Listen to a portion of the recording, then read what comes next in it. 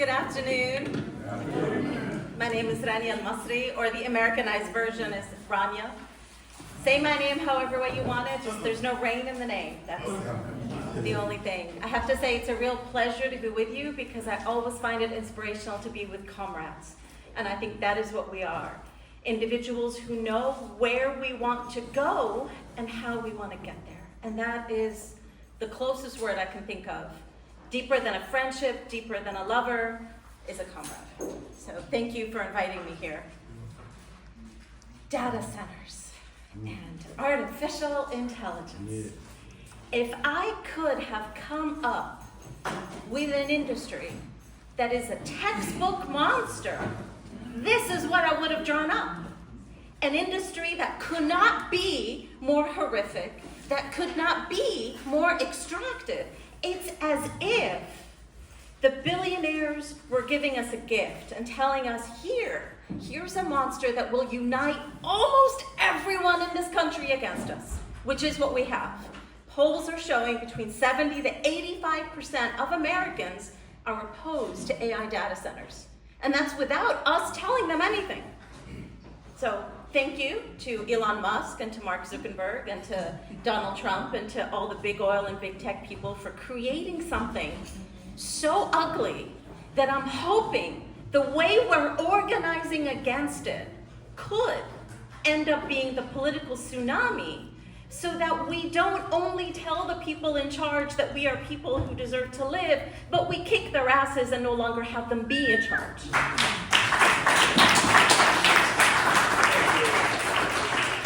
So why am I saying that this industry is extractive? It's extractive in threefold. It's extractive in how it is built, it's extractive in what it gives back to the community, and it's extractive in why it was designed to be built in the first place. So it's extractive from an energy perspective. We already know that Duke Energy, bless their hearts, is specifically recruiting data centers in North Carolina so that they can claim a reason to increase the utility bill. Now let's just think about that for a second. From 2000 to 2025, over a period of 25 years, electricity demand in North Carolina increased 7%, which is considered normal growth, okay, over a period of 25 years. And then Duke Energy tells us that from 2025 to 2040, in a period of 15 years, electricity demand could increase as much as 60%. Hold on. And 80% of that projected increased demand is due to data centers that Duke Energy is soliciting to come to North Carolina. And all the while, Duke Energy wants us to pay for their investments in addition to us paying for the increased utility bill so that Duke Energy can pay even more profit to their shareholders. And they call this capitalism? Oh, it's not at all what capitalism looks like, but anyway. So here we have one big ask is the data industry extracts a great deal of energy. It is a guzzler. Already data centers are accounting for 4% of total US electricity use. And they're expected in 5 years that electricity usage to triple. So electricity usage in the US is expected to triple in 5 years because of data centers. We need to remind them we have a climate emergency and we should be decreasing energy consumption and not increasing it. So we have energy consumption massively increase. We have water consumption massively increase at a time when most of the world is in a water bankruptcy. And North Carolina, most of our counties, 97 out of 100 of our counties are in a water drought. We want to bring in, or they want to bring in, the biggest water consumptive industry that would consume more water than people drink. So let us think about this for a second. By 2028, US data center water needs just for cooling could be as high as the indoor needs for water for more than 18 million US households. Not 18 million Americans, but 18 million households. So we're talking about the consumption of millions of gallons of fresh water a day for this data centers. And it doesn't stop there. Because in the process of using so much water, they need particular chemicals to cool the machines. And within those chemicals, there's something called PFAS.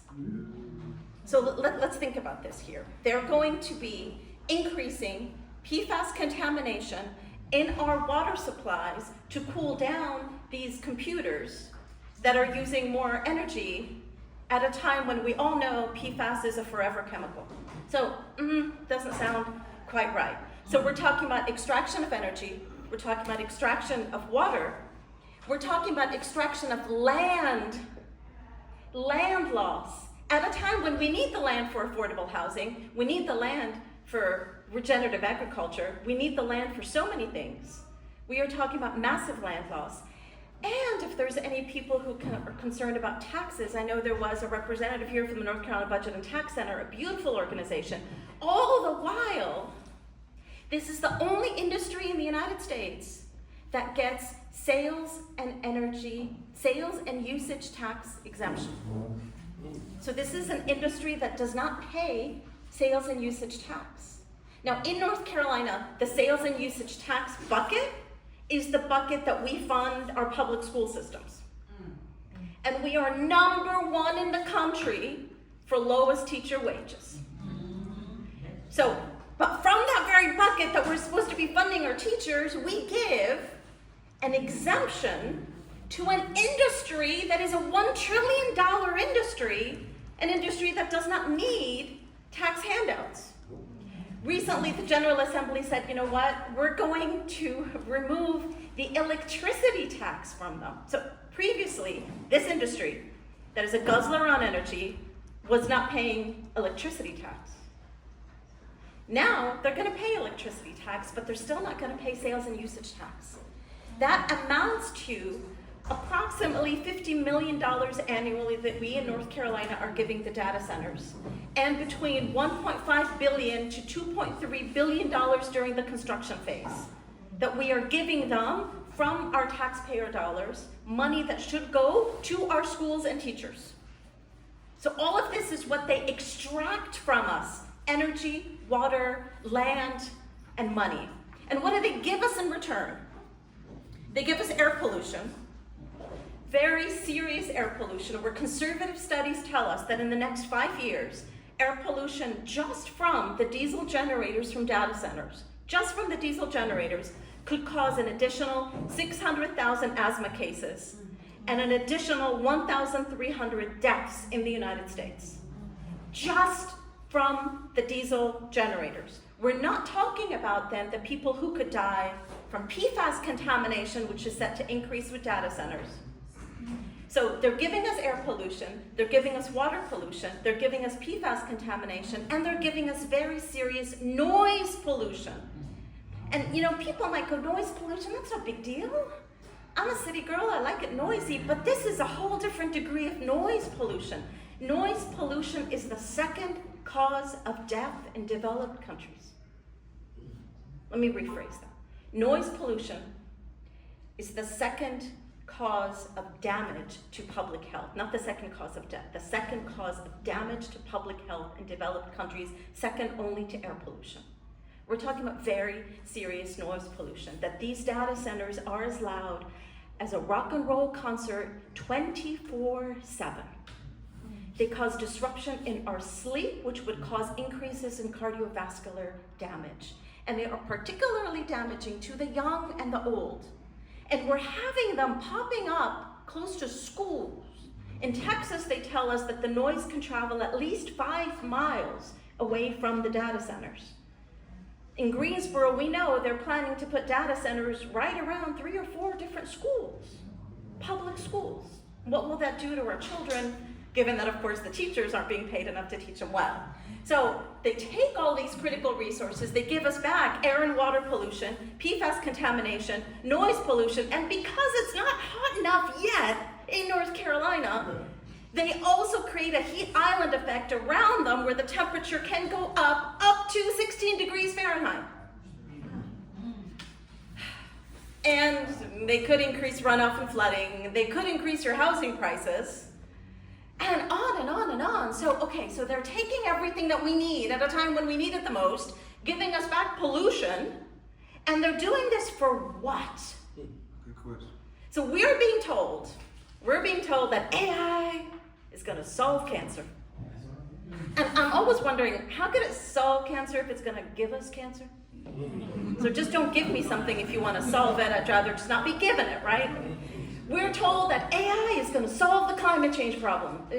How can it solve climate change if it's going to increase the main cause of climate change, which is fossil fuel expansion? Doesn't make sense there. And furthermore, those two studies are not based on AI use, but are based on traditional AI. The difference between traditional AI and generative AI, traditional AI is the old-fashioned computing. The generative AI creates content.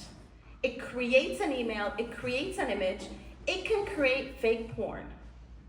Any of you who have your images out there on Google, out in the cloud, there's probably enough images out there for someone to already create fake porn from you.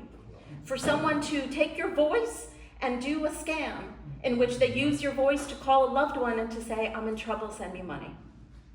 But that's not why this kind of AI is designed. That's one of its main uses, is fake porn and scams. But that's not why it's designed. The people who designed it, Sam Altman and company, are very clear. They want to replace labor. Yes. They don't want to make labor easier. They want to replace labor because, from a capitalistic perspective, labor is the biggest cost for a company. We'll just get rid of workers. Forget about trying to convince workers not to unionize. We don't need the workers to begin with. So while they plan to do this, and studies are showing, a McKinsey report predicts that AI could take over 15% of the global workforce by 2040. So we're talking about 400 million workers. Blue collar, white collar, 400 million workers. In the US, the studies are showing the first two communities to be impacted are Black and brown communities and women. But that, people might say, well, you're talking tomorrow. Okay, that may happen. Today, what we already know is happening is that companies are using generative AI to pay workers different wages. So they're using something called an algorithmic wage discrimination, where the more you work, the less you get paid per hour. So Uber, Lyft, all the gig economy, the more they work, the less they get paid. And then they take it further. And they look at travel nurses and people in the hospitality industry and people in the healthcare industry, and they know the more money you owe, the lower your wages. Because their logic is the more money you owe in your credit, that means the less space you have to organize against them because the more desperately you need this job, so they will pay you less. This is already happening. It is really, it's horrific to such an extent that in the third quarter of last year, the labor share of the gross domestic product in the US decreased more than 50%, which was its strongest decrease since the Bureau of Labor Statistics had been recording labor share, in other words, since 1947. And one of the causes for that dramatic decrease is the rise of algorithmic pay. So this is scary. But it doesn't stop there. So we're talking about they want to replace labor. We're talking about they want to pay people differently for doing the same work. And then they have already been using generative AI to make decisions on our behalf. 92 million low-income people in the United States, and low income here is defined as income less than 200% of the federal poverty line. So people on the very, very, very edge, they have their lives decided for them by AI. In other words, it's not government officials or business leaders who are making these decisions. It is AI that is deciding whether or not they get Medicaid and whether or not they get other public benefits. It's AI that is deciding whether or not they get housing, employment, or credit. It is AI that is deciding whether their kids will be taken from them and whether their partners are facing domestic violence or sexual abuse or harassment. It is AI that is deciding whether our children in elementary and middle school are likely to become dropouts or criminals, and therefore start the school to prison pipeline before the kids even do anything. It is AI that is doing all this. Meanwhile, they are already using generative AI to really create a big brother society, to massively increase surveillance. Palantir, one of the biggest software agencies for generative AI, is the very backbone of ICE. It is Palantir that is kidnapping our friends and neighbors. And I say kidnap not to be emotionally outrageous, but because when anyone is picked off without due process, that's a kidnapping. And if anyone can be kidnapped, then everyone can be kidnapped. And we know that it is this level of surveillance that is being used through AI software. And it is through the flock cameras that are now everywhere. It's through the facial recognition. If any of you travel and you're being asked, oh, just, let's take a picture of your face when you travel, they do that to test the software so that the software can be able to recognize our faces better. And you have every right when you travel to say no to facial recognition. I do that every time. I'm like, you're not taking my photo. And it's fine. And I'm used to causing trouble and nothing actually happens. Like I'm ready for a fight. Nothing happens. So they're increasing surveillance through AI and they're making killing people even more efficient. We know that AI was used in the ongoing Israeli genocide of Palestinians in Gaza.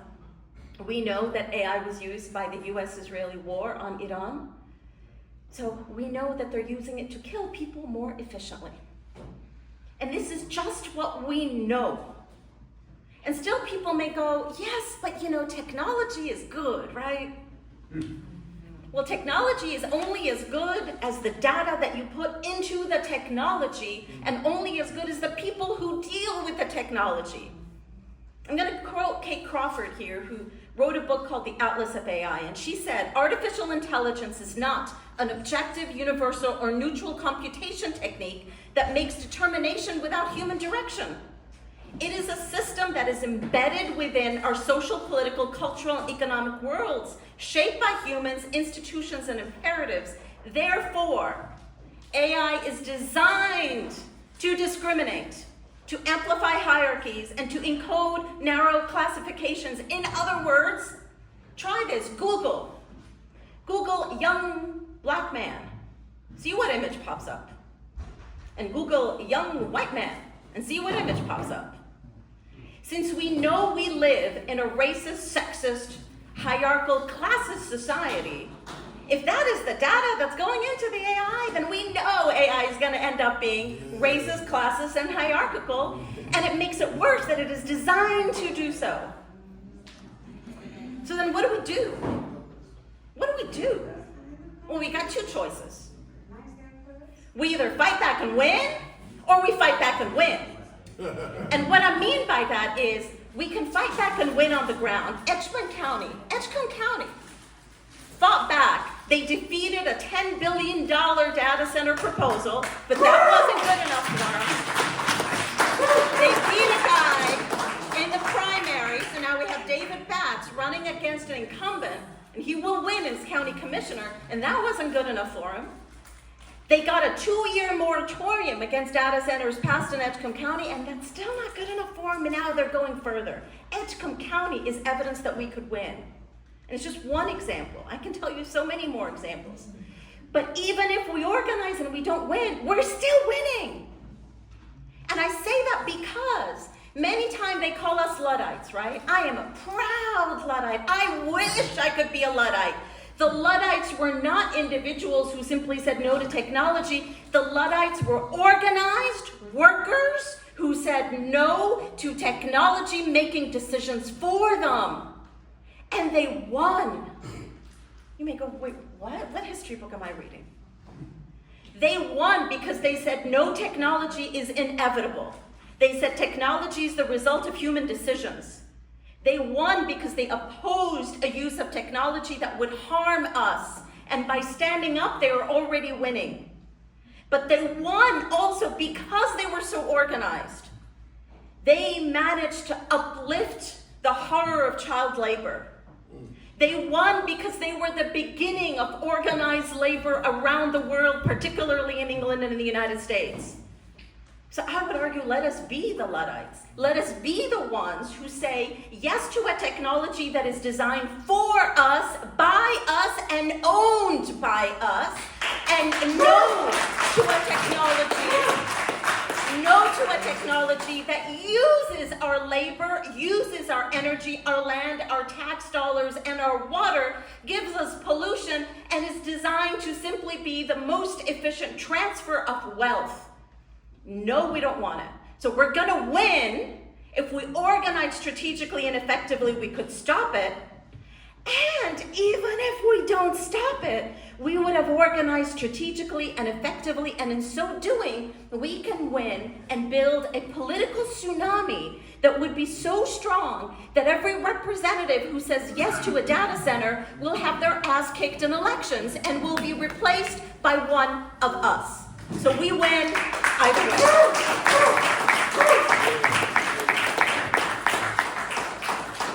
I have around here a QR code, which is the only kind of technology I like. So you can click on this QR code and know how to be in touch with us at the North Carolina Environmental Justice Network. We've been organizing a statewide group of individuals across the state that are opposed both to data centers and generative artificial intelligence. So come join the fight. There's also a few other, examples of ways that we can be working with you to build research that is effective for the work that we're doing, and to build strategies that is effective so that we can become closer to the world that we want to be building, and not the world that we have merely inherited. Thank you.